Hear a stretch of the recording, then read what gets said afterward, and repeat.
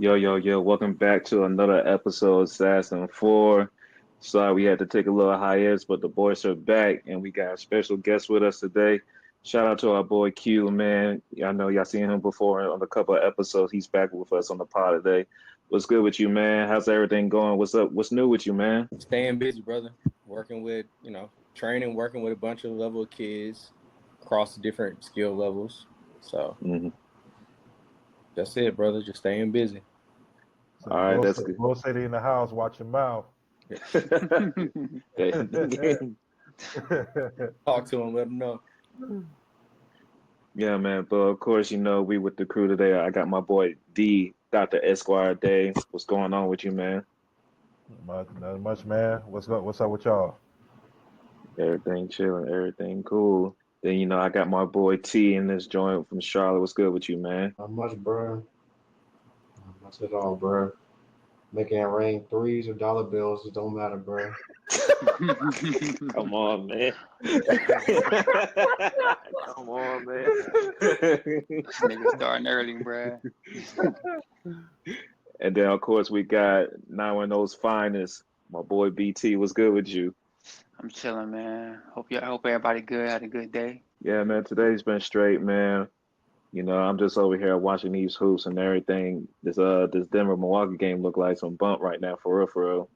Good little matchup going on. But yeah, man, since we got our boy Q on here, the first thing I definitely want to talk about is something that me and Q kind of had a side conversation before earlier this year. He actually saw a clip of us when we was talking about, how like high school, like younger basketball players, like that basketball IQ is just not the same how it was back in the day. And then it's like wasted movements, it's over dribbling, it's like they can't call them into contesting shots and everything. So our boy, he's one of the best trainers that we know out here in the game right now. I know he probably has something to say about that. So I'm gonna give you your time, Q, about that, man. Like, what's going on out there in these facilities? What's going on with the basketball IQ happening in our American youth and basketball, man? Yes, I mean, I'll start with the dribbling first. A lot of these kids are getting caught up in what they see on social media. They see a lot of these other pro level players or these YouTubers, YouTube basketball players. They doing 17 dribbles before they score the ball, and they like, oh, that look cool. Well, maybe I can try it. But then they'll try it, but then they'll apply it in the wrong setting. Like, it's cool if you want to get better at ball handling, but you got to understand that those 17 dribbles are wasted. You need to know how to get better with your ball handling and then apply it to your game. Because I've seen coaches allow kids to do this in games and not correct it, and I've also seen good coaches get on kids as soon as they do it in a game, and it's like, all right, cool. Guess what? You did that. You hurt your team. Now that's a turnover, and somebody stole the ball from you, and you didn't get back on defense. Get out my game. Like, Yep. you gotta stop the kids from doing it now, rather than glorifying it and just like, oh, I just gotta keep going over and over again until I can break them off the dribble and then go to the basket. Like, no, like you hurting your team by doing that.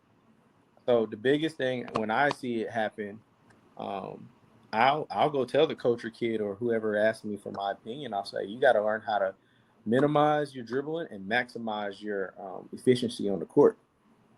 You can take 2 or 3 dribbles and then get off the ball, or take 2 or 3 dribbles and get to the basket.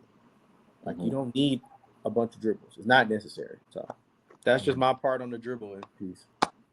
I mean that sounds like back in the day, because I'm trying to just make a comparison here, to how like when you used to like shoot like 30-foot threes and you get taken out the game right away. It's kind of like how like you just over dribble and not move the ball, like just have the ball be stuck, if you will, and Correct. that could be something that kids get in the habit of doing, and that's grounds to definitely be taken out of the game, because the ball is like in order for the offense to be executed well or to have Be like efficient.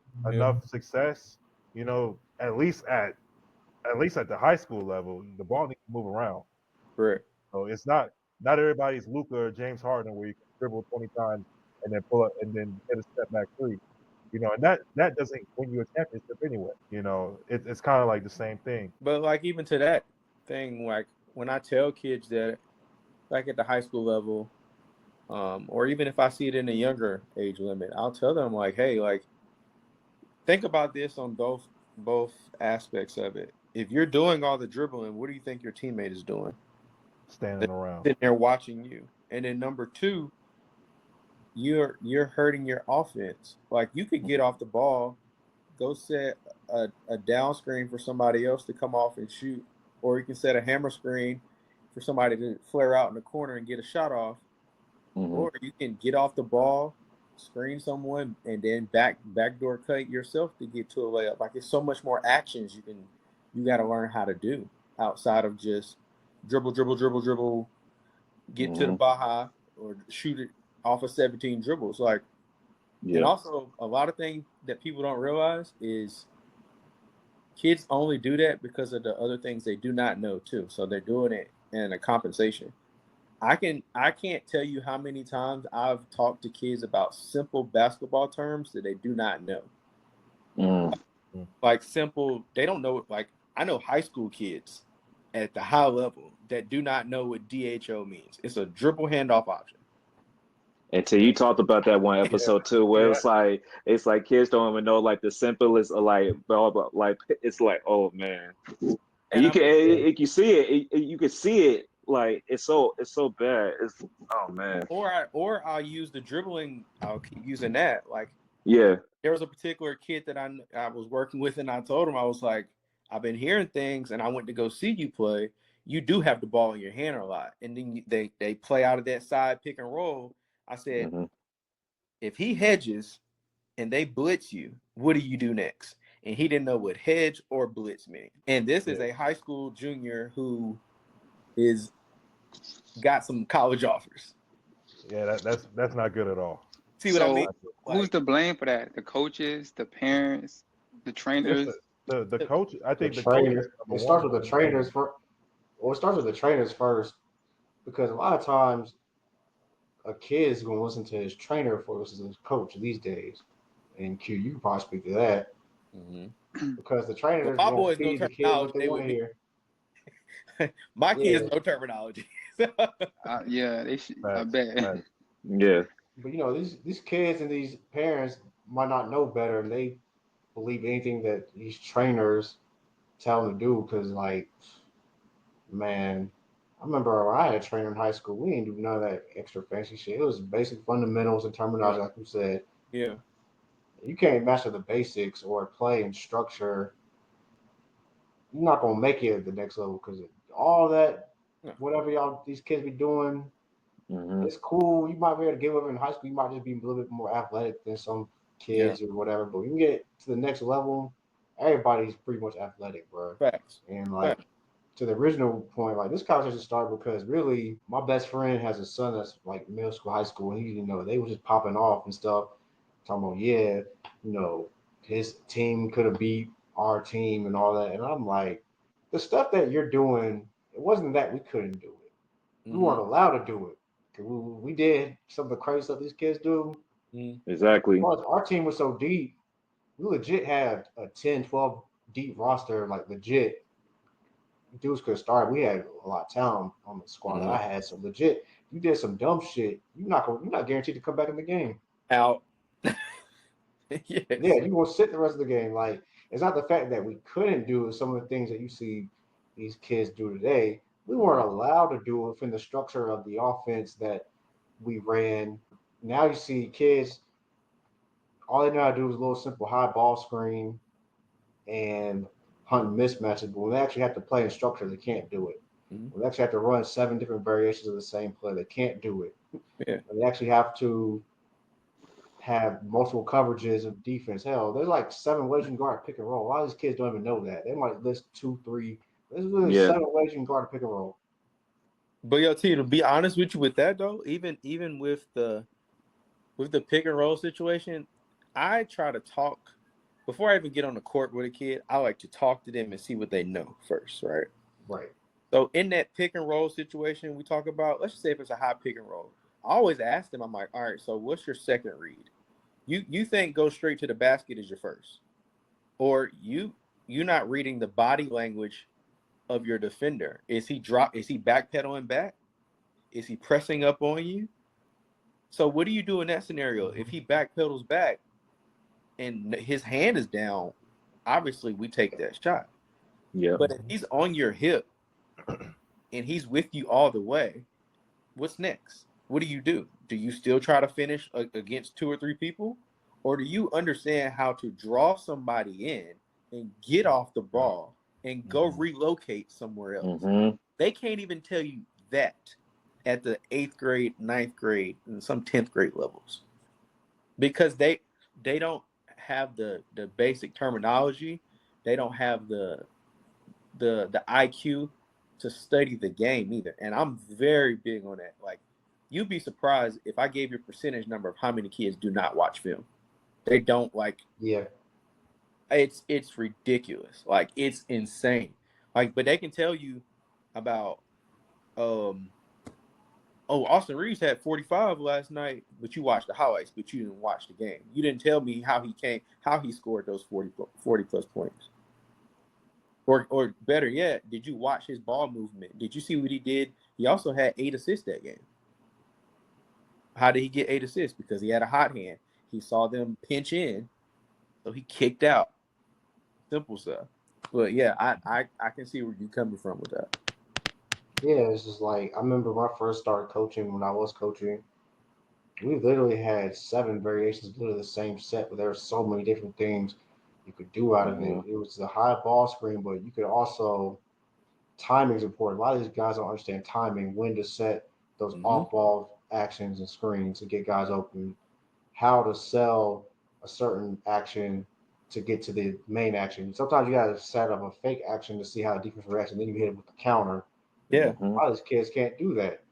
It's kind of like it's like in football. It's like a play action pass. You got to draw the defense in and hit them over the top. It's the same thing in basketball. Sometimes you got to give them one action, see how the defense moves, and then you hit them with something else on the back end. It's the same thing, same concept. That's why, I didn't know this, but it was some documentary somewhere I seen where Spoelstra.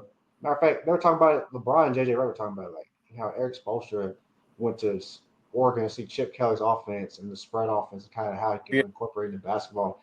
And the next year when the Heat played Oklahoma City, they went small and kind of went to basically a spread offense, basketball version of it. Yeah. These are things that I see, and this is why I couldn't coach. And with the fact that I moved to a new city, but also I had to dumb down what I was teaching to the point where it just wasn't. It was hard for me to really get the team I had to really do what I wanted to do. I had to dumb so much things down from the time I started first coaching, which was in 2009 to by the time it was 2016, I completely had to dumb down everything. It was literally just high ball screen, pass and cut, and that was really the offense. So a high ball screen, pass and cut. That's all they could do. This is AAU basketball now. This is supposed to be the high level, top of the top, and they really can't do much structure. I'm glad all they want to do is come down. I'm glad you brought that up too. AAU is killing them as well. Yeah. Because when they play AAU, every time I go watch one of my kids that I work with playing AAU, I literally cringe. I stopped going to their games. I only go to their games when they play school ball, because that's more of a structured setting. When I go watch them play in AAU, it's the same shit every time. They start the game off with a diamond press or a 2-2-1 or a 1-2-2, and then when they get the ball on offense, it's 5 out or it's 4 out and 1 in, and that's it. It is so not realistic basketball, to the point where I'm like, this is hurting the kids. What is diamond pressing or full court pressing from the beginning of the game teaching them what to do? You're just trying to get a big lead early, or or if you're playing against a team that's super competitive, they're more athletic. They just gonna outrun you every time. They're gonna break your press and just take off and go. It's not helping the kids. They don't know how to open up their hips. They don't know how to slide and turn on defense. They don't know how to ask for the back man to help, to be your backside help. They don't know how to talk and communicate. And then teaching kids to like play 2-3 zone or a 3-2 or 1-3-1 zone, like in a half court setting. I'm like, bro, like you're not teaching kids how to play defense. You're just telling them like, yeah, we're gonna put you in a spot. You got somebody there on your left, somebody there on your right. Y'all work together. But if they don't even know how to communicate when it's just them by themselves and knowing how to work with their own body, how you gonna tell them to work with somebody else's body? You know, it's interesting you mentioned zone. They don't know on the Pacific side of the court, you got the low man, high man. They don't know when to pass the dude off to the low man. Yeah, they don't even trap. They don't even trap it. They don't even trap it in the zone no more. They don't even like. I was like that. Like when I was playing as a kid, that was really one of the first things they taught us when we was in 2-3. It was like at specific spots. Yeah, you lock in it because you're going to trap. Like especially in that corner. Oh yeah, we trying to get that ball. Trap corners. Trap corners. Yep. All right. They can't even attack a zone. Like don't even get high post. The high-low action is always going to be there in the zone, bro. The defense is always going to collapse in the ball. So that's another thing. I'm glad you said that. So like during the winter, I coach like a high school team, and there's this specific school they're known for playing 2-3 zone the whole time, and I literally game prepped for him. I was like, if he plays 2-3 zone on me the whole time, I'm going to go high-low. I'm gonna put my stretch 4 and my 3 at the high. And then my low man is gonna be my guy as my 4 or 5. So if you couldn't stop it. So if you leave my elbow person open, he's knocking that down. If you press up on him, it's a dump down pass to my 4 or 5. He's got his man sealed. We're going straight up. So what they did was they left my elbow person open, and he scored 16 in the first quarter. So, and then the second quarter that the other coach made a small adjustment, and then they started to press up. I'm like, okay, well, dump down. So then my big man had 11 points in 3 minutes. So like he's just scoring at will. And then I made it where you couldn't guard it. So then they started try to double up on the big man, and then also not leave my shooter open on the elbow. So then I had a guy running baseline to baseline as my shooter. So like if you double the big, we're kicking out, running to the corner. You double my elbow person, he's gonna kick out to the other guy on the wing. So pick your poison at that point. Like, how you want me to kill you? What do you want me to do? But like simple stuff like that, coaches don't understand. Like if you just teach a kid, oh, we're gonna play 2-3 zone the whole time. There are smart people who know how to beat stuff like this. And if you can't make adjustments and teach your kids how to make adjustments during a game, it's over. So yeah, you pretty much found their blind spots. Oh, easy. And see, like that's why I'm very big on what my player development stuff is. I tell a kid, like, I'm gonna teach you what you need to know, but I'm gonna teach you in different variations too. Like I can teach you one step, but that one step is gonna lead to other ripple effect of things. So yeah, man. Another thing I see is a lot of kids don't understand help coverages, bro. Even when you're in a man, you're still zoning up. Yeah. Like they don't understand what 2 passes away mean, what it means to be 1 pass away and deny position. Even like in 3/4 court man or full court man, you're still rotating.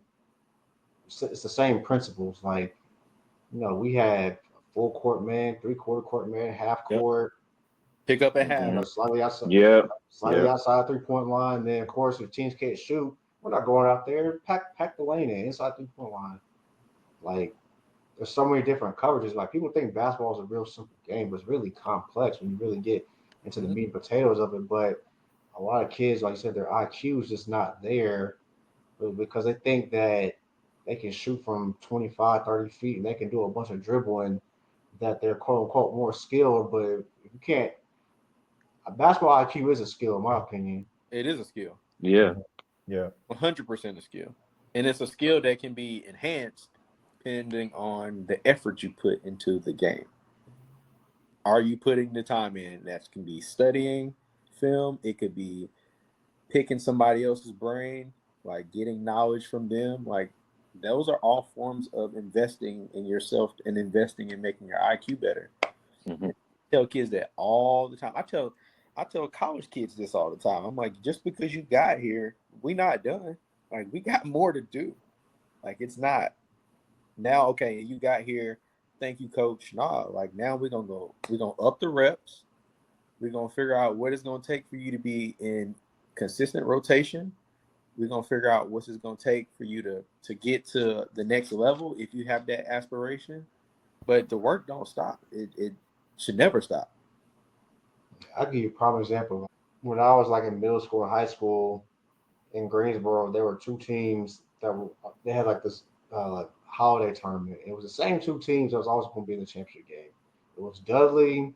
They had dudes like Will Graves. Yeah, Will. And shit. And it was Greensboro Day. Yep. I really had way more talent in Flash, but Greensboro Day, we had better coaches and we had higher basketball IQ. And we always beat Dudley. It didn't matter who they had. They had dudes go to Cincinnati, USC. It didn't matter.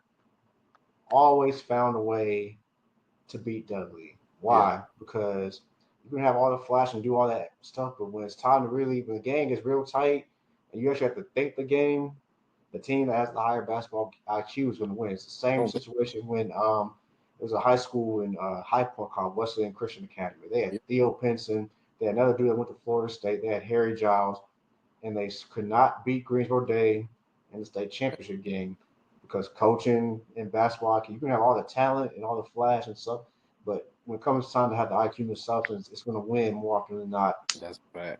I mean, Western used to have some stacked teams. They had Randolph Childress' son, Brandon Childress, Theo,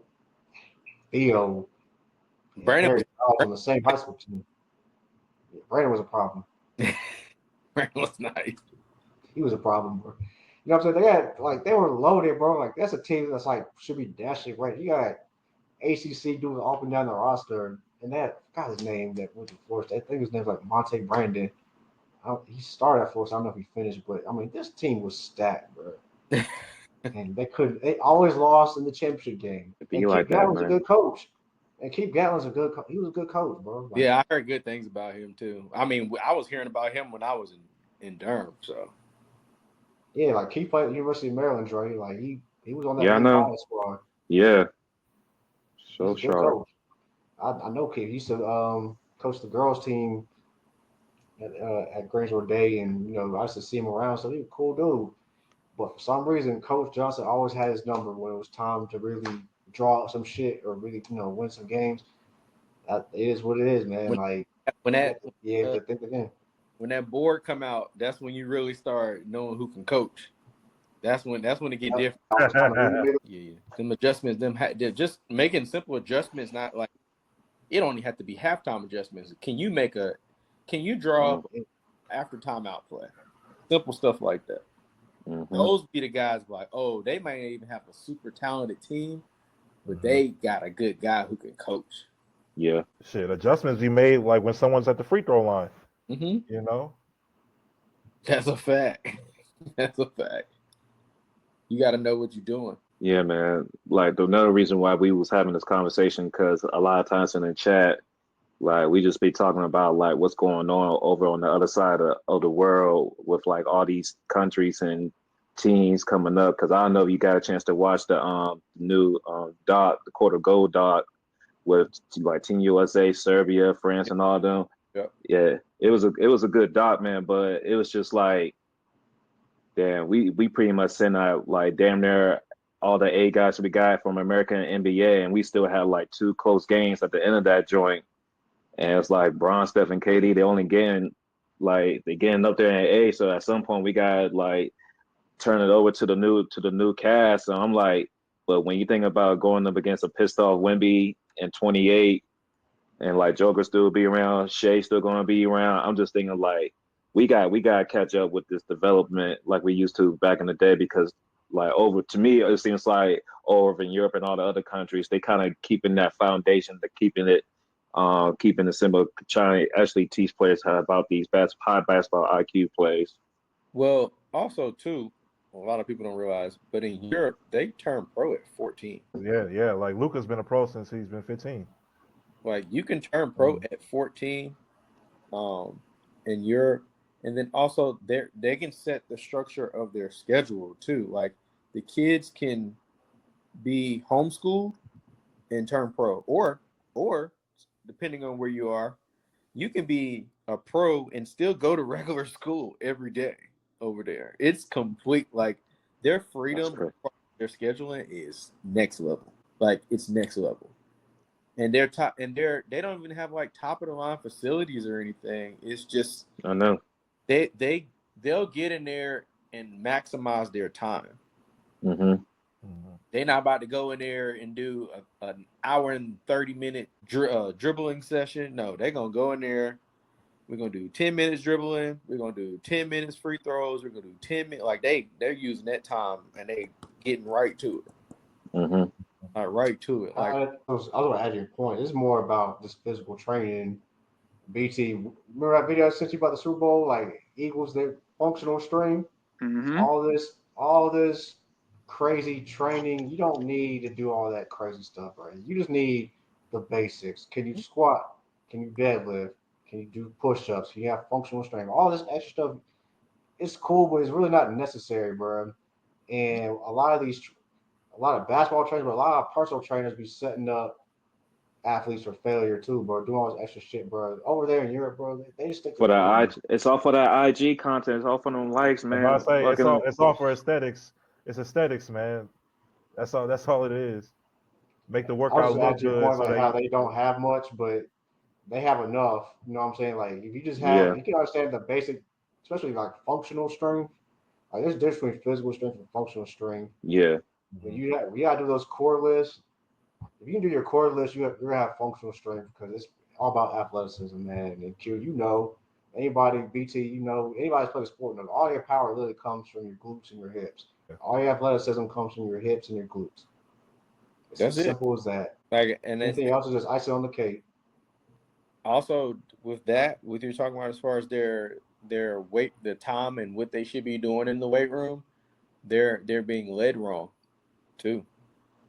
Like right now in Georgia, and I'm pretty sure in other states, but like right now is state playoff time, and we should be wrapping up soon. Like championships is in the next week or so. So a lot of schools are they're beginning their off-season training. Like I went to a high school today and I was talking to a coach and he was telling me what his training regimen is for the kids, and it was very structured. But also I talked to another coach yesterday and his is not structured. He's like, we should be doing all heavy upper body lifting this off season. They should be doing a lot of pull-ups. We want to make them physically stronger up top so that they know how to use their shoulders when they're boxing out. And I pulled him to the side. I was like, Coach, I understand. Like, you struggled with rebounding. That's what it was. They struggled with rebounding and not knowing how to put their bodies in the right position. So in his mind, he was thinking if they get upper body strong, which oh my God. Which doesn't make any sense. My God, dog. If anything, you hindering them with doing it. Exactly. So you hindering them. So now they're going to be worse. No, listen, this is what I told him. I was like, look, like, I don't agree with what you told. I didn't want to make him look bad in front of his whole team. Right. But I pulled him to the side afterwards. I was like, hey, like, I understand you want to help them with this area, but you need to do this instead.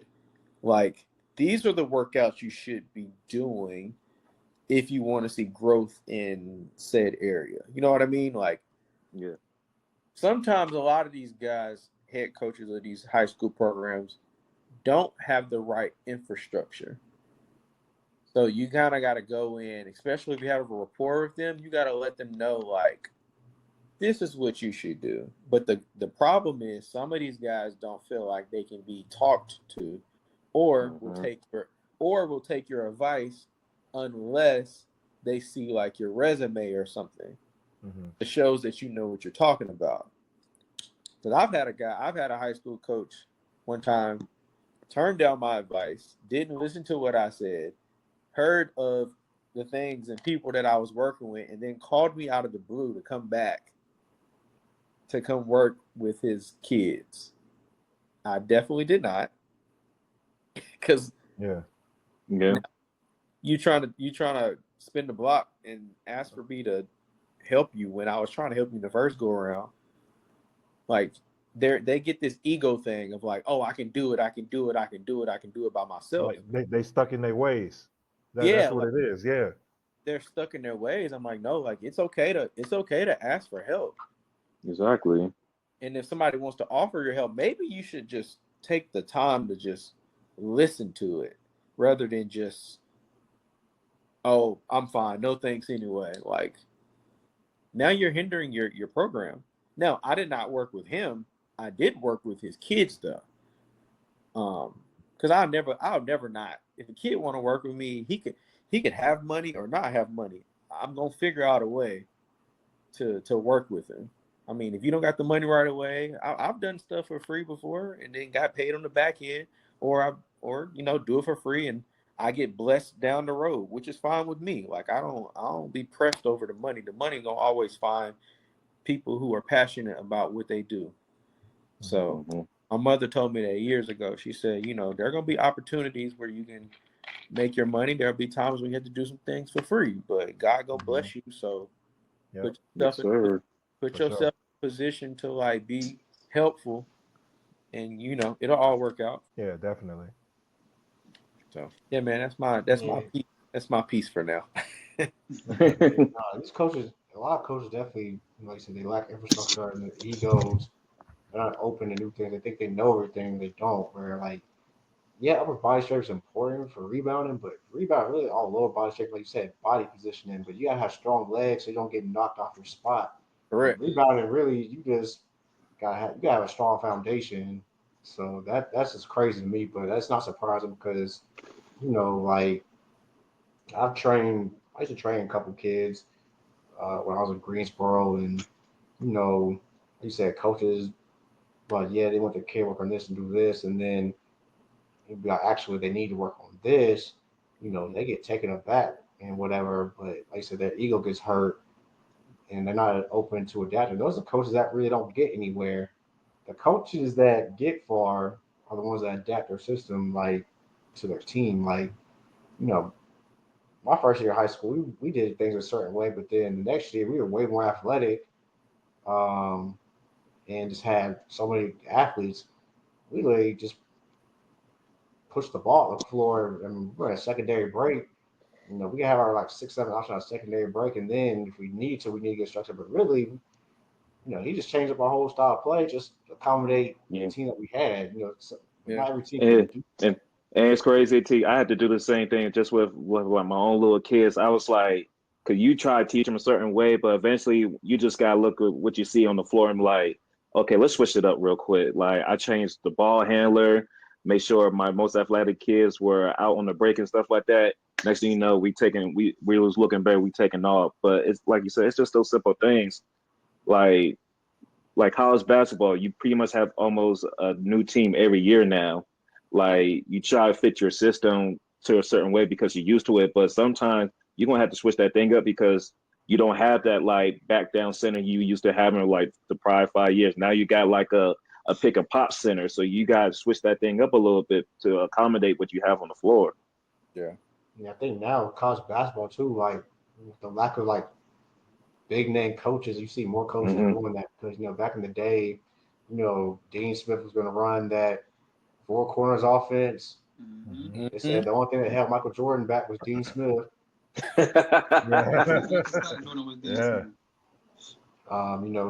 they're gonna run that 2-3 zone. Didn't matter. Vice versa. Like, now I feel like that 1-2-2, they're gonna press shit out of you the whole time. Yeah. But nowadays you got more coaches willing to adapt to the personnel of the team, and also just with the turnover in college basketball, they don't have a choice. Yeah. But T, also like I said, this year was I coached a high school team this year, right? So before the season even started, I got some calls from my parents that was like, all right, well, we know you're a great trainer, but can you coach? And I kind of like, I'm one of them type of people too. Like, I'm gonna show you. I ain't gonna say much about it, but I'm gonna show you. So they told me what kids would be trying out. I did my evaluations. I picked who I needed to pick. They was like, all right, well, we also got a JV team Would you want to coach them too? I'm like, all right, well, I mean, I got a little bit more freedom during the winter. Of course, I can do 2 teams. Cool. So together I had 28 kids on 2 teams, right?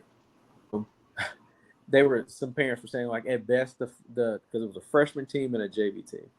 The one of the parents was like, well, the boys struggle in middle school. At best they play 17 games on a freshman team, which is a dumb number. There was like, at best the 17 games, they'll probably go like 5-12 or something like that. I said, I'm not losing 12 games. I said, I don't know what y'all do and where y'all come from, but I don't do losing, period. I said, we may lose some games, but there will not be 12 losses. So then the JV parents, they was like, well, last year the boys on the freshman team, they played 18 games for JV. They said, well, they went 9-9, so we're probably expecting another 9-9 or an 8-10 season. And I looked at that parent and I was like, you're not losing that. So I went in, and the number one question on the little parent meeting thing when I did it was like, what type of system do you run? And I hate that so much, because you cannot run, unless your name is Luka or James Harden, then there's no such thing as a freaking system. They are the system. Mm-hmm. With kids, same situation. They are the system. I got to look at them, see what they do well, and then I build from there. Yeah. Like, I got this kid who's a shooter. I got this kid who's a rebounder. I got this kid who's a great passer. I got these 2 kids that know how to run and transition.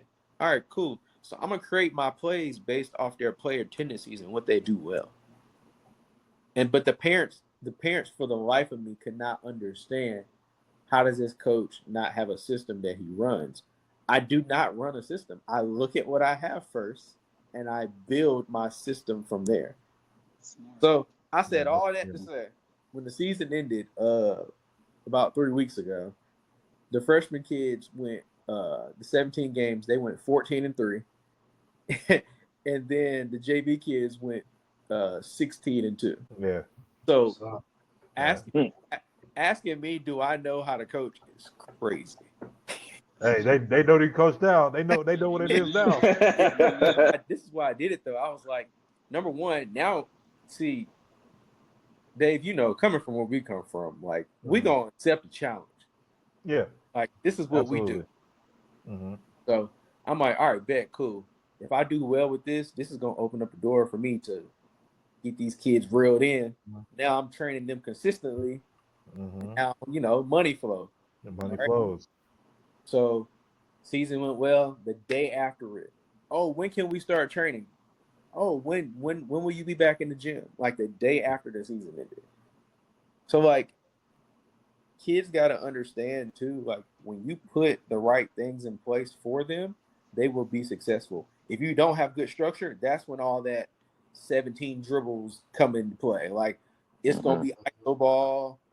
It's gonna be me and my friend. We're gonna play together. We only gonna look for each other to shoot. Yeah, and kids are gonna start doing what the fuck they want. Yeah. Because the system is not working. Like, after a few games, like, you see, like, okay, if it's not working, kids stop caring. You know, and the coach is not able to, like, get the, I guess, like, get his voice heard because it's not working. So kids just start doing what they want to do, or they just revert back to bad habits. And kids don't, and I've learned this too recently from this year of coaching. Kids don't, these new kids, they don't listen to coaches who have never played. Yeah. Mm-hmm. They don't listen to kids. They don't listen to coaches who can't show them what they want them to do. Like, if I'm talking to a kid and it's like, yo, if the play is like, we'll go back to the pick and roll. If it's a pick and roll and I'm trying to tell my kid on that pick and roll, look for this pocket to make that pass. Yeah. It's a tight little window, but you got to hit it right there. If you can't show that kid how to do it, he is not about to listen to you, or she is not about to listen to you. So luckily with me, I practice what I preach. If I'm going to show you the pocket, if I'm going to tell you the pocket, I'm going to show you where the pocket is. And if that pocket closed, next read, next read. Like these new kids, they like us, our age. A coach tell us something, they 9 times out of 10 they couldn't show us, but we would listen to them and respect them because our parents told us to do that. Yeah. Mm-hmm. But the kids, their parents is our age, so it's different. Yes. Okay. They don't understand. When you're doing that, like we do that pocket pass, you gotta have that moment of hesitation, like you said, make that read. Yeah. You gotta be like, oh, it's not there. But Right. I'm gonna go here. I'm gonna go here. You have a split second, so you really have like just a matter of like split seconds to read the defense, like when you're on like when you're facilitating, and to like that hole will open up for maybe like half a second. Yeah. So and then you gotta like pause. You gotta fit it in there correctly. Yeah,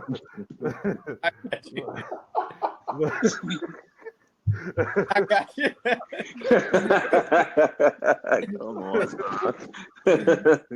I know what you mean. Oh, yeah. But also, like with that, when I show them stuff, I had to understand too. I'm like, I gotta explain it to them in a way that they don't think I'm showing off or being braggadocious. Yeah.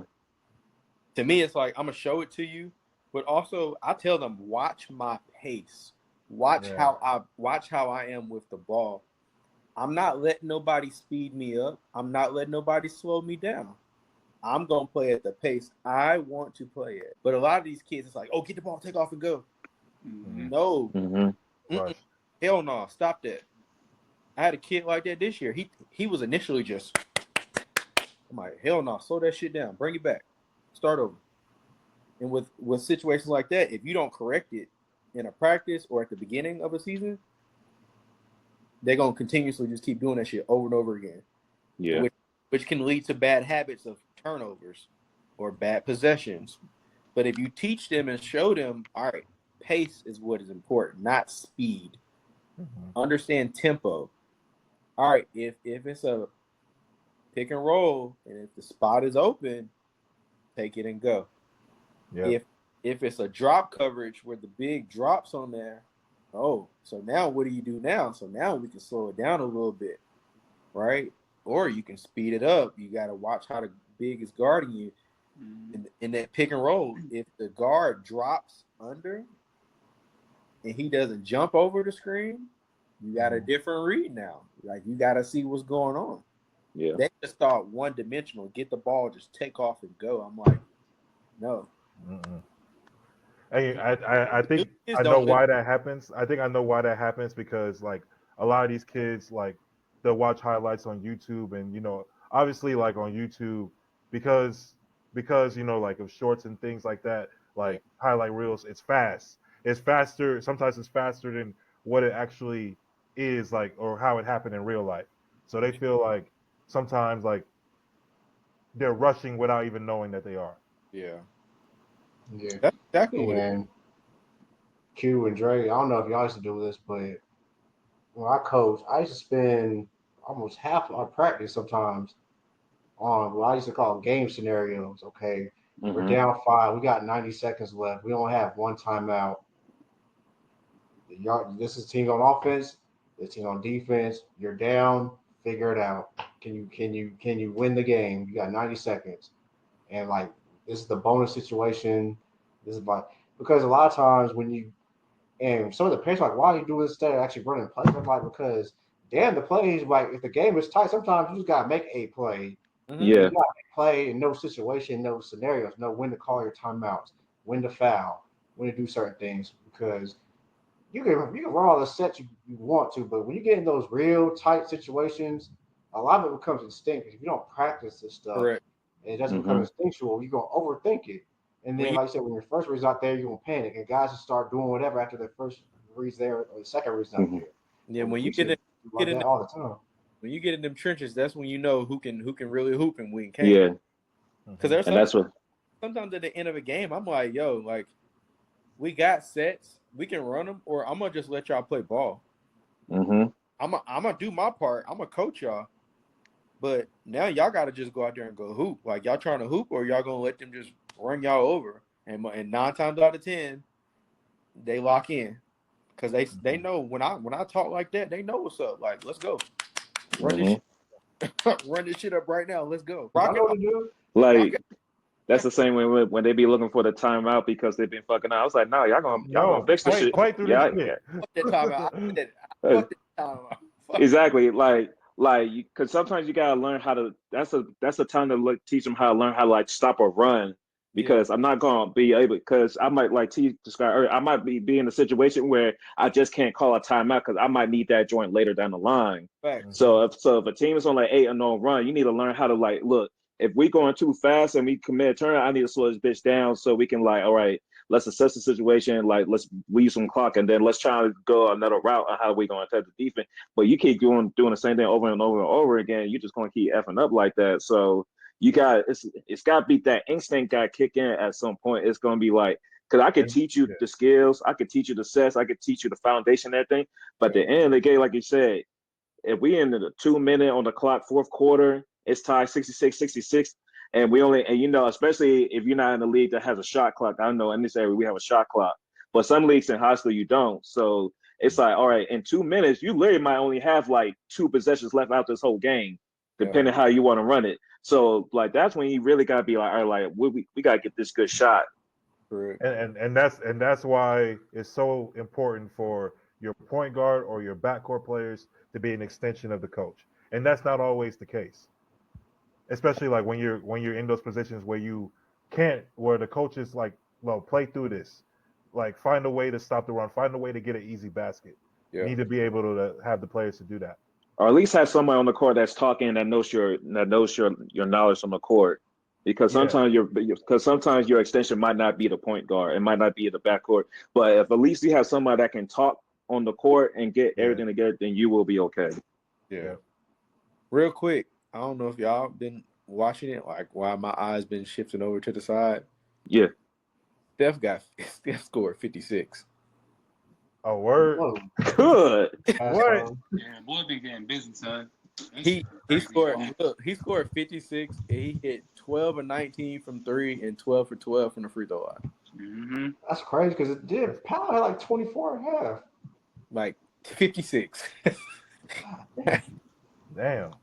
And they was just talking about this being the anniversary when he hit that shot at OKC. God damn. Yeah, Paolo got 41. Paolo finished with 41.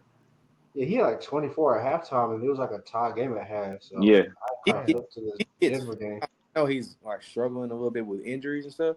If he gets back full-time healthy, boy. He was a problem in the beginning of the season before he got hurt. Like T agenda, your agenda was thriving. Like Atlanta was like top 3 in the standings and everything. So like he was getting busy. Orlando needs another guard though. That's what they're missing. They need a guard that can score. Yeah, man. Golden State might make it to that 6 seed, dog. You think so? They only like A game or two out of that joint. 1 game behind right now. Hey man, yeah. Lakers near the 3 seed too. You know what Adam Silver wants? Shit, I want that shit. What you mean? You want Warriors? You want Warriors Lakers? Yep. You know, BT don't duck no smoke. No, he good for it. Dang. But she was speaking on the NBA because this is kind of one of the big topics right now, and I know especially since we got Q back on the show. Is Jason Tatum really one of the most underappreciated superstars we ever seen in this league? And I know we joking him, but we know he has talent. We know the talent is there. We know he has some great moments, but it just seems like oh man, it just seems like that too, bro. I promise I was gonna ask him that question. No, because it's like y'all know how I feel about how he did in the Olympics, but still, this is like one of the first time I seen somebody come off a championship, come off an Olympic gold, this season again, but it just doesn't seem like him or even the whole Celtics team is just not even getting now.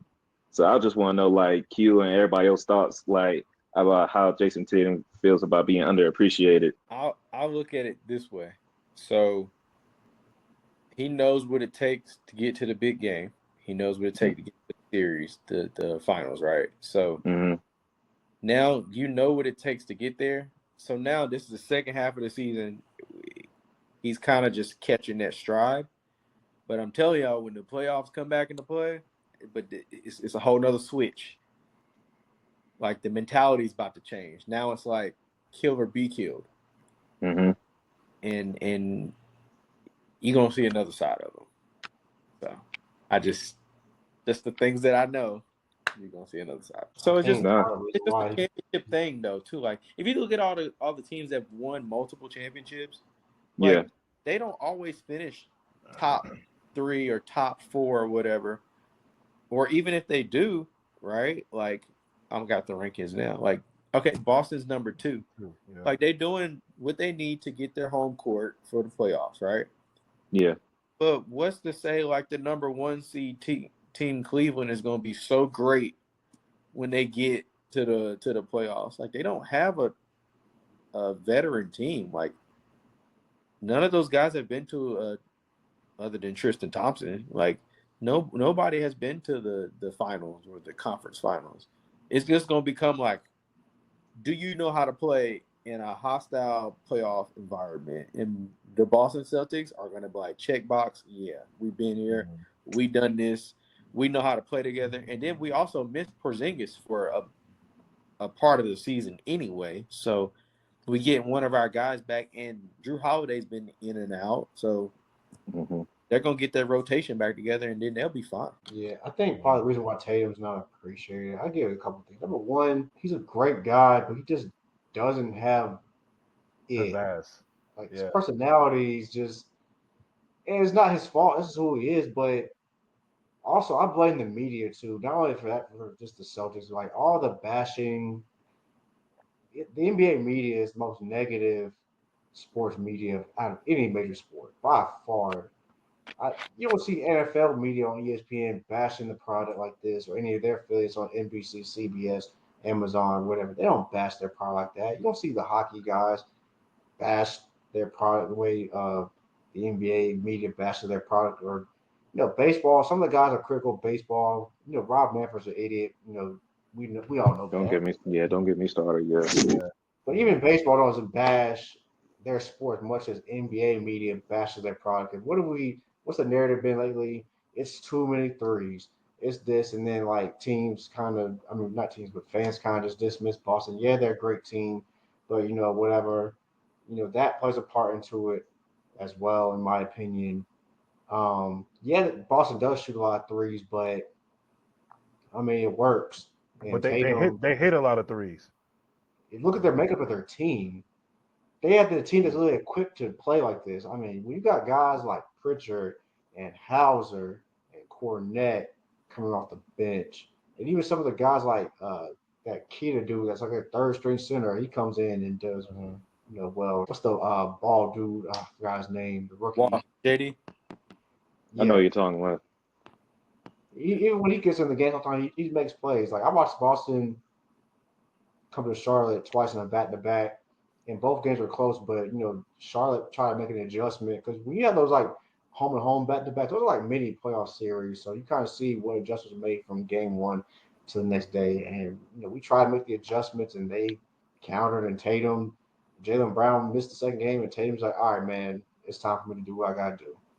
Posting people up, play a little bit more in the post. I would like to see him go more. I think the only thing with Tatum and just Boston, Joe, they don't hit the threes. They sometimes settle for the threes too much, and they have other ways they can beat you. Tatum can go post, mid range. He can 4-level score. So you want to see maybe a little bit more balanced shot diet. But I mean, the game and the talent is there. The personality maybe is just lacking a little bit. But I mean, we've seen guys with not a lot of personality still be big draws. I mean, Kawhi has no personality. At all. And I don't know. It's like I feel like the media. I feel like it's the media in general. And I'm glad that the NBA is bringing in new TV partners, NBC, Amazon, some new blood, and maybe they can sell and tell us. I feel like the NBA media does a horrible job of telling the story of the season. Why is Detroit not getting more press? I'm saying. Bro, this should be the story of the season, bro. A team I'm saying, bro. Last year was 9-49 or 8-49 last year. They literally could be a top 4 seed in the East this year. They get no press on ESPN. It was the same thing with Orlando last year. Orlando barely got any press last year. And then the Cavs the year before that. So yeah. And I felt like, 20 years ago, these would have been bigger stories. Like, when we grew up we all watched the NBA on NBC. We like, this would have been a huge story back then. They would have sold this story to build, this is how you build your stars. I feel like the NBA media has done a disservice the last 10, 15 years of building up that next generation of star. It's been LeBron, and then, Steph and KD. But also you have a lot of young talent who's going to be the future of the league, but you don't build them up because you're still focused. And it's not the player's fault, it's the media's fault, but like you have to sell the story of the game. Like there's a storytelling aspect of the game. That's what makes basketball great. These are like the stars. Basketball players are the stars of stars, but you have to build your stars. And the media has done a bad job of that. So I think Tatum's a victim of that as well. I mean, like with a resume that Tatum has, like 6-time All-Star, 3-time All-NBA, first-team All-NBA, has never sat out a postseason. Like every year that he's been in the league, he's gone to the playoffs. So like a guy like that, and the off the court stuff, like, has a great family. He's married to his girlfriend's a R&B, like a fine R&B singer or whatever. The nigga just lame. Like the nigga just got a lame personality. That's all it just comes down to, bro. Like yo, like I'm just saying, like if Anthony Edwards or somebody like had this same resume, like you have tons of more like commercials, bro. Like they put Jason Tatum in like one of these commercials to promote a movie at some point. I think they did that like with him and Lonzo Ball and some other guys, and then after that they just stopped doing that. But I don't know. I think that's just really what it comes down to. And sorry, and this is just these are the opinions of Esquire. I'm gonna leave it at that. Can't take niggas nowhere, man. Water. But I'm right though. I'm right. No, I don't. These do not reflect of I am not agreeing with this at all. I will say everybody has their own perspective of every NBA player. So that's my media training coming into play. So Facts. T, what's up with your Hornets? Shit. They too close to my damn tanks. That's what the fuck going on, man. Stop winning some games, man. Man, honestly, the last few years we've just had some terrible injury luck. I'm not gonna blame on injuries. There is a lack of leadership with this franchise.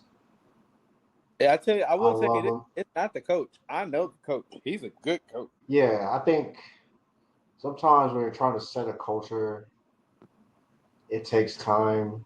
And LaMelo is a great player, and he's still maturing.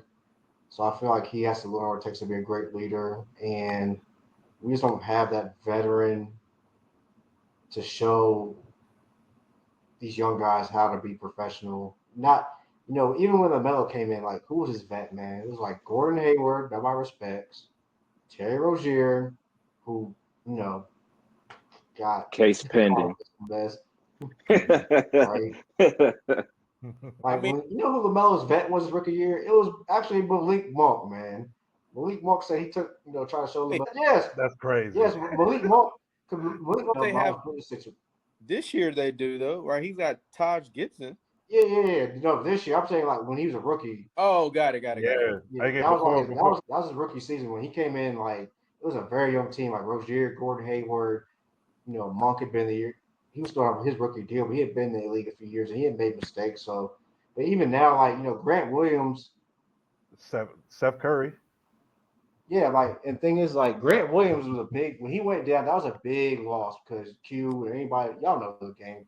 When you get that glue guy, there's all the dirty work, that set screens, that's physical, that rebounds, that, guards your team's best player. When you lose that, it really throws off the team, right? Yeah. Then, Brandon Miller goes down. He was averaging 21 a game. He was playing well before he went down, right? And then we just don't. Right now, we traded some guys away, so we have some younger guys playing, and trying to see basically who's going to still be here next year in Charles Lee's system. So that's what's going on right now.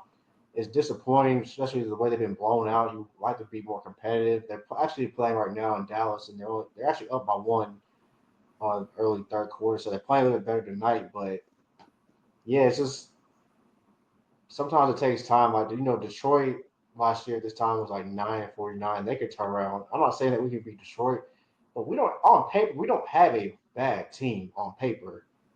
I will say this with Detroit though, a lot of people don't realize like. People was like, oh, well, they just got a bunch of draft picks. I was like, well, yeah, they got draft picks, which turned into, good quality players. But those players were given a role, and this year they're executing it. Like, they know Cade is the guy, right? Yep. And now they're letting Thompson play his role. He's got a role. But I think the problem in the past with the Pistons was they were trying to struggle to figure out like who's our one, who's the go-to. Like I remember they were trying to go to Jaden Ivey as and I was like, you guys can kind of figure that out. But to me, I feel like him and Cade kind of play the same. They're both trying to score, but then this year Cade changed his way of playing. Like he became more aggressive. And wasn't it like I'm gonna get downhill. I'm going to score going downhill, or I'm going to get off the ball. And now you guys have equipped me with shooters on my team now. So now I got Tobias who can shoot that mid-range. I got Ron Holland. Yeah, I mean, I got Beasley too. I got Tim Hardaway Jr. Malik can get in the corner, or Malik can go on the wing. He can shoot the three now. So like, you get the right pieces in place, then that'll change a franchise around. Like T with the Hornets, you're right. Like y'all have some decent players. It's just now it's what other additional things can you do to help make that team builder better. What I don't think they need to do, in my opinion, I don't think they need to add any more young players. Yeah, need to add vets. They need a guy who's been in the league like 5 or 6, 7 years now. Like you need a good quality player. I'm sorry, because Detroit, they had Malik Beasley and Tobias Harris added on to that team. Yeah. And we can say we want about Tobias Harris, but he's playing pretty well. He's doing basically what Paul George is doing for a lot cheaper. And he's been in the NBA since he was 19. Yeah, Harris just fits this team better than what he was doing in Philly because, Philly, it was like more pressure situation. It was like before Maxey started getting going, he was kind of like that third guy and everything. But now it's like when he went back to Detroit, it's like, hey, look, we just need you to be like T said, a professional. Like we know what your game is, and it's like if you have anything to teach the young guys, the K's and everything, just let them know how to be a pro and everything. Especially when you bring in a coach like JB. I wish Corey's here, but like we talk about JB, like he's one of those coaches that he's really good of elevating a young team and teaching them like how to play within their roles and everything. So I'm kind of glad that Detroit's doing really good right now. And wasn't it like last year or 2 years ago where Cade missed like a significant amount of time because of injury? And I think it was the second year. Yeah. It was the second year. And I think that may have been around the time Jaden Ivey got drafted. And I think that's where like they just like pushed him in there because Cade wasn't there. And now, but obviously like Cade is the number one. Yeah, and with JB, he's a good coach, really good coach. And then what helped him too was the staff that he's developed under him. Like one of his great additions to that team this year, to me, in my opinion, was getting Jarrett Jack in there. Jarrett Jack is a very good player development coach. He went to Georgia Tech out here. I've seen what he's done in the offseason with players when they come. Like everybody come down here for freaking offseason. He was with the Warriors. He was on the Warriors coaching staff for a while, right? The Warriors. He was with. If it was either last year or the year before, he was with the Suns too. I think it was last year. He was with the Suns. But like JB Bickerstaff does very good with like getting the right people in place. So, but with the Hornets, like I said, they just need some more little vets to come in, and you got y'all have the guy. You have Melo, Brandon Miller. I watched him play last year. He is a dog. Like he's a problem. He is going to be a animal. Now, what y'all got to figure out is what's the situation with Mark? Is he your starter? Is he going to be the role play center? Is he a Mitchell Robinson or is he a Derek Lively? Like, what is his role going to be for that type of thing? Like type of team. He got to stay on the court. First off, he got to stay on the court. He got to be healthy, but Mark is actually better on offense than he is on defense. Yeah, I've been watching film on him, and I noticed that too. I was like, offensively, lob threat when he's healthy. He's got a little bit of post moves. Got a little post moves, but defensively, I was like, you getting cooked, man. A little shaky.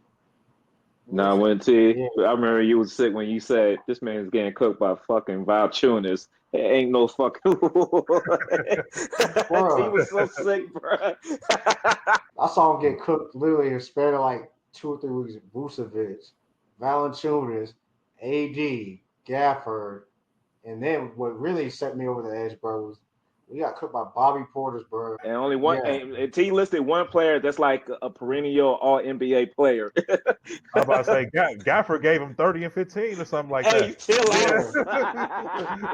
out. Nasty. That's nasty work, bro. But no, T, I saw this was last year. I think it was last year. I think it was the last game of the season for the Hornets, or it was the last away game.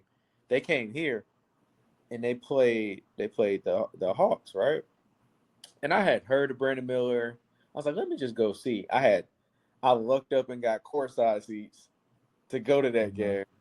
Mm-hmm. I was like, all right, is he going to play? It's the last game of the year, whatever. So somebody, God, I ain't going to say who. Somebody said something to him. One of the players' parents said something to him. Ah, shit. And he took that like to another level. Like, the Hawks scored. He got the ball back. He's bringing the ball up, and you can look this clip up. He gets the ball. He's got it on the right wing. He drives to the basket. And he dunks on Bruno Fernandez. Like, I remember that. Yeah. Caught back, dunked on him, and like where I'm sitting at on the court, literally across from me, is 𝗪𝗫, and 𝗪𝗫 just gets up and like loses it. Like, Dave, I'll send you the clip. Like, it's. I remember. I don't know if it was on your IG. So I remember like you being at that game. But yeah, That's the game I knew that Brandon Miller. I was like, oh, he can get to the rim. Like, I saw him shoot. Yeah, he could shoot. I didn't know how assertive he was. Like, going downhill. Like, he's not afraid to take some bump and go to the rim. Games his handle. He got to tighten his handle a little bit. Once he does that, he'll be unguardable. Yeah. So I found out what trainer he's with this summer. It'll help him get better. He's with this guy named Rob, like Coach Rob. He'll get his handle right. It's funny you was talking about Brandon Miller getting down because it was when he was in college at Alabama. One of the things that they was talking about what he was developing over the year, especially when he got into SEC play, was him finishing around the basket, and stuff like that. So to hear you say that you was kind of seeing that development still ongoing to like his last game of his rookie season, that just lets me know how serious he's taking it and everything. Yeah. And we joked about, the situation that he was in and everything, but I took it to heart when you have a scout or an NBA GM saying that for him to go on the road with all that going on in his personal life and everything, and he went down and dropped damn near over 30 on who was it like? He had 41 against South Carolina. Against South Carolina on South Carolina. I was like, yeah, like that's when everybody was like, when we started seeing him move up in the mock, we was like, yeah, he damn near he might take Scoot joint because, like, regardless of how you feel, like the age and everything, I was like, you just know you're a different type of person when it's like you don't know what tomorrow's gonna look like, and you just go out there dialed in and just put on a show like that. I remember like, cause it was the summer league, cause Wemby just got there, Brandon Miller got drafted, and we just seeing all these like hot takes and crazy like posts about what they was going to do, and like Brandon Miller was sick. Wemby is just like exactly. he got mono, and Wemby's like he's going through the motion because he's at least trying to get used to the speed. Like he only played American basketball like the last summer when he was playing the G League in 19. Now he's playing like hungry dudes that's looking for a job on the squad and everything. So when we was watching, so we was really dialed in watching Wemby and Brandon Miller last year, and the fact that they shut so many haters up because it was like I remember when y'all drafted him, it was so many boos and like that Charlotte Arena. There was a he was like I was like they gonna regret booing him like that because they got them a dog and Brandon Miller. Bro, speaking on summer league, like you brought it up, y'all gotta check it. I go to summer league every year, but it's a good time for you to really watch just people competing in basketball. Like it's obviously first round, second round picks, guys that are, either have a roster spot or fighting to make one. But like you really see like the competitive nature. Like it feels like the arena, like it feels like a time where it's like a high school. When you go to high school, like it's about to be competitive and fun. More like intimate environment, yeah, like an NCAA environment. Like that's always been my highlight of going. I mean, obviously Vegas is Vegas, but like that's a good time if y'all ever want to watch like some competitive basketball. And then the tickets are mad cheap. Like people don't realize that. Like you go to the Thomas and Mack Center and you pay $30 or $40, one of the two it was, and it's an all-day ticket. So if you buy it at 9 in the morning, like you get to watch every game that start from 12 at noon all the way to the last one at 10 o'clock start time. Like all-day basketball. And you can leave and come back. So like, you already know, Vegas gonna show up because it's like, hey, there's a particular game you don't want to play. Hey, come to this crap table real quick. I'm about to say like one of them casinos is right there by the Thomas and Mack Center. It's not too far away from the Strip. Oh, for sure, not. But then the other part people don't know too is like the main, because you'll see it on TV. The main arena in the Thomas and Mack has the big game that everybody watches, right? Yeah. Go down the tunnel and go like like high school have the auxiliary gym. Like the Thomas Mack has the aux gym right attached to the Thomas Mack Center. So like you can watch one game, leave, come back, go watch other games. So you can ping pong back and forth. And then what's dope about it is that's the best time for. And I always tell kids too that are like who want to come watch. I'm like, that's the one time you get to interact with players because like they not being Hollywood driving out to go to their car. They walking in between. They with the civilians. They not out Hollywood. Like they just trying to mix and mingle. They know, kids are out here to watch them, support them and their team. So like that's the opportunity for you to go meet them. It's a good experience. I got a question. I got a question for you, Q, since we got you here, Brian. Like in the chat, whatever, at the beginning of the year, we weren't high on Flag. We saw some holes in this game, but we seen a lot of improvement in this game. So how do you project Cooper Flag as a pro? Ooh, that's tough because I'm high on Cooper Flag. I know because he had some holes, but now I see. I give you credit, Q. Last time you was on here when you was like, "Hey, watch out for Cooper Flag." Me being biased, I was like, I ain't trying to hear this shit right now. But like, because me being a Wizards fan, I was like, "Hey, shit, man, we gotta gentrify the team like we do in the city, man. Fuck it, bro." I've been high on Cooper Flag since like 2022 when I first heard about him. T, to answer your question, like he's got a motor, which is like it can't be measured. He's got a Paul George, Indiana type game to me. And that's crazy at his size. And he's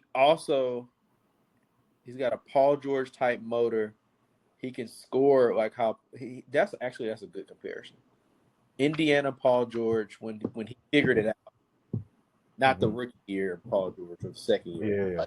Like year 3 when he played Bron in the playoffs. When he went into year 4, when people knew about him and he was still scoring, like that's what Cooper Flag reminds me of. Like he's got that Paul George type game where I can score all levels. My motor is gonna keep me going, and I'm gonna play defense. Yeah. You know what I mean? Like even when Paul George went to OKC, he was playing defense. That's actually I never really thought about that. I always struggle when people ask me that, but that is a great. That's in my opinion. That's who I see. You see a lot of these mocks. They like say Andre Karolinko plus, like, which is not a bad thing, but now as you break it down a little bit, and he's a little bit taller than Paul George too. So I don't see I don't see Andre Karolinko because, to me, from what I remember, when shit. What happened? My bad. Lopez got punched on. Oh. Damn. No, with Karolinko, I didn't really think Karolinko was an offensive threat back then. He just did a lot of things. He just did a lot of things on the court. Like he was one of those guys that, he was like a lazy. He was like a lazy comparison. He was a Swiss Army knife type of guy. And Flag can do a whole lot of things. I think it's a good comparison, but it's a lazy comparison because Flag can do a bit more than Karolinko. Yeah. So I mean, it's a good baseline because Flag, they're both tall, whatever, they can do a lot of different things. But I feel like Flag has a little bit more in his game than Karolinko does. So. Oh, for sure. Now that you mentioned that, for sure he does. Now you mentioned Paul George. That's interesting.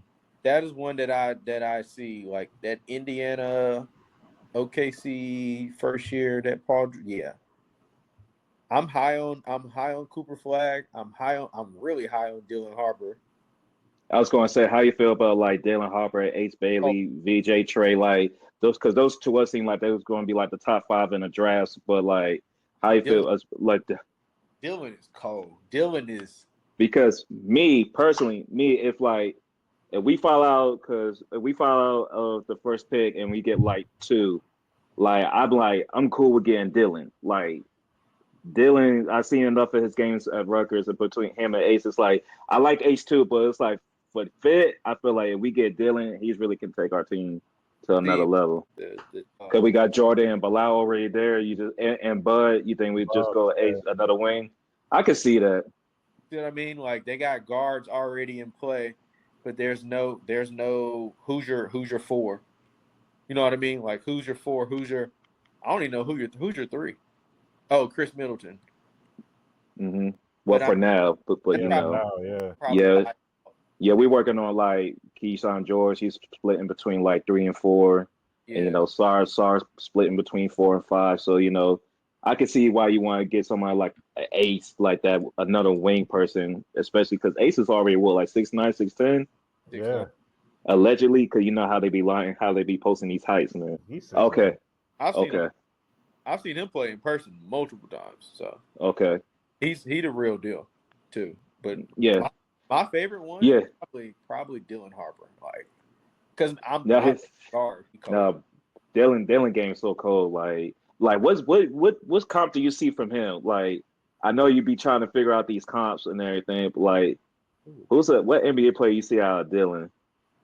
Dylan to me is Deron Williams. There we go. I was thinking the same thing. Deron like Williams. That, like no homo, like big body guard. Like he might not be the fastest, might be like the most athletic, but he can get to the rack. He can finish around the rim. He knows how to set his pace. He knows how to pass through that. That's exactly who I'd be like. He's a Deron Williams, but he also has got a little bit of Brandon Jennings in him. He's also got a little bit of Monte Ellis when Monte would go to the basket. Yeah.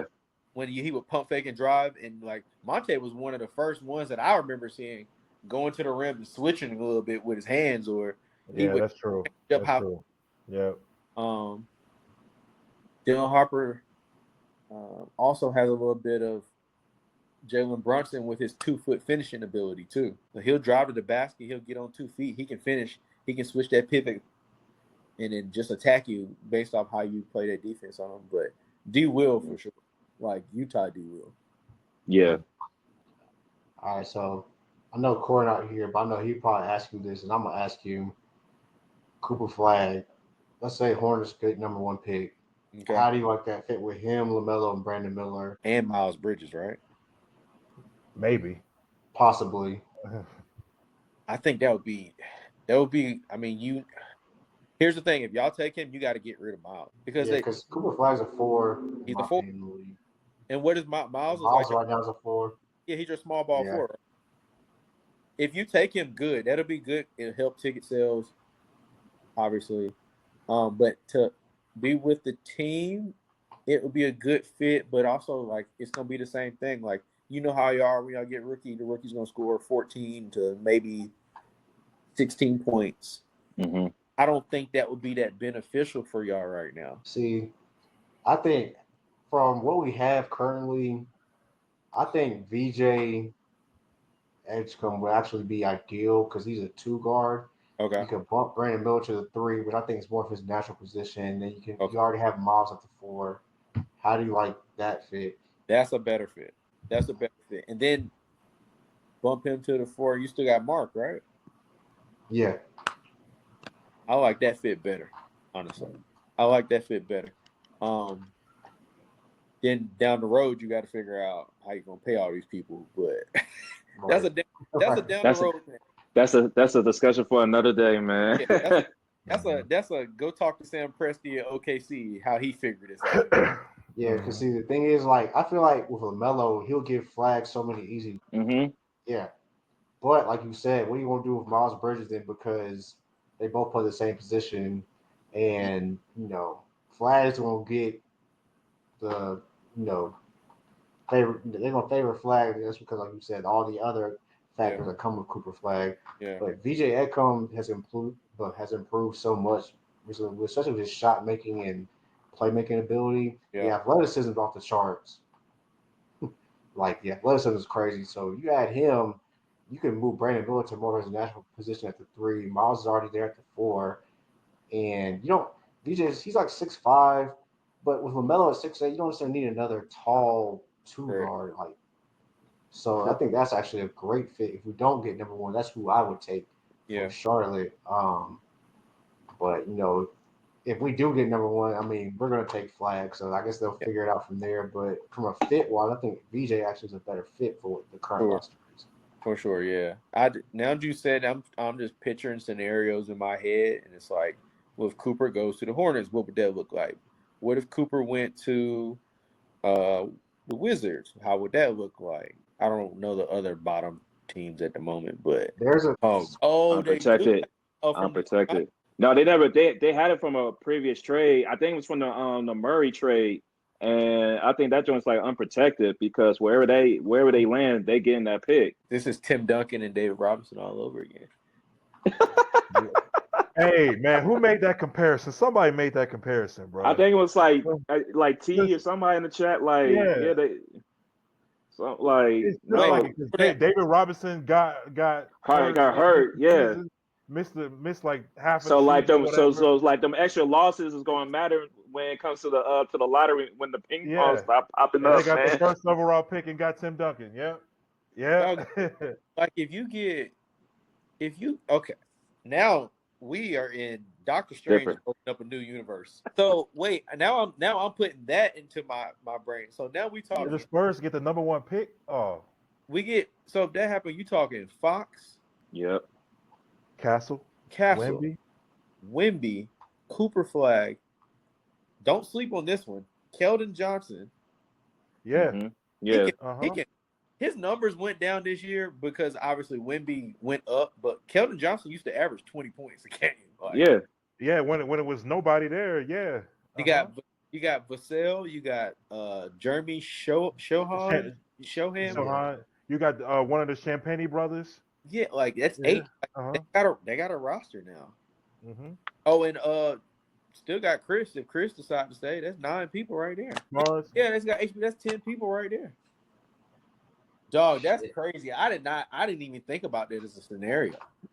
Yeah. We was talking a whole different, like, before the season. We was talking about like OKC can get the number 1 pick just off of like if the Clippers were messing up, but right now we don't even got to worry about like Clippers. Harden right the ship with that, so we ain't got to worry about that. But the Spurs angle, shoot, like you think of like a team like Utah, and they got like upcoming player like AJ next year. Like it's a lot of stuff that can go with this pick. Like, I'm really interested to see Yeah, what they're going to do with this lottery.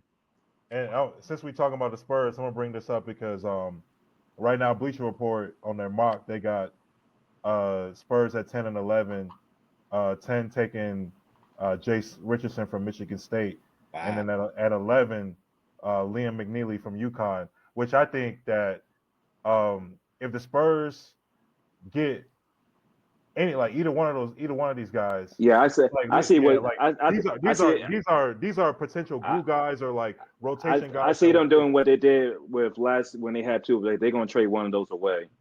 Wait, they going. you say Jace Richardson? Jace Richardson, yeah. That's right. He is a freshman. Yeah, Jason Richardson, yeah. Mm-hmm. And he's a lefty. He can go. Like, he can hoop. Like, that kid can go. Oh God. I ain't watched Michigan State too much, but yeah, nah. Unfortunately, I had to last night. Yeah, we ain't gonna talk about that shit. But, yeah. We ain't gonna talk about. Let me tell you how I got hip to him.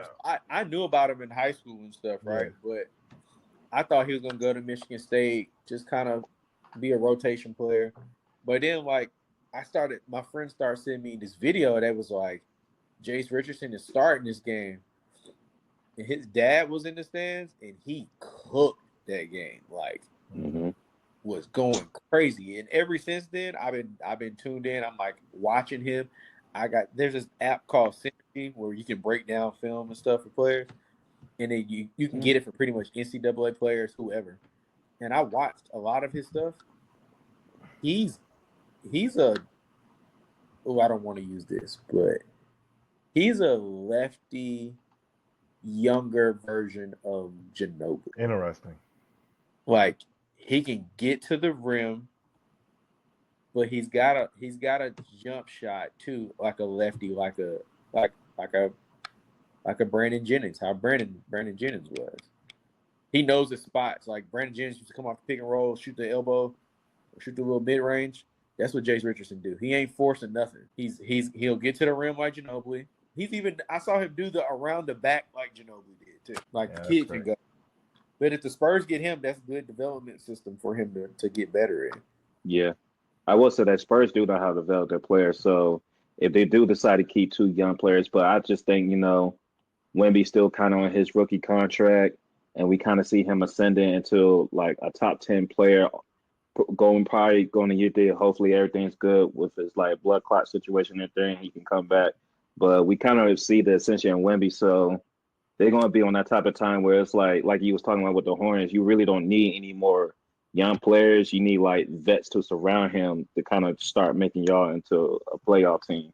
Because in that same light, if you continuously add young players, sometimes they just get stashed away. Mm-hmm. Yeah.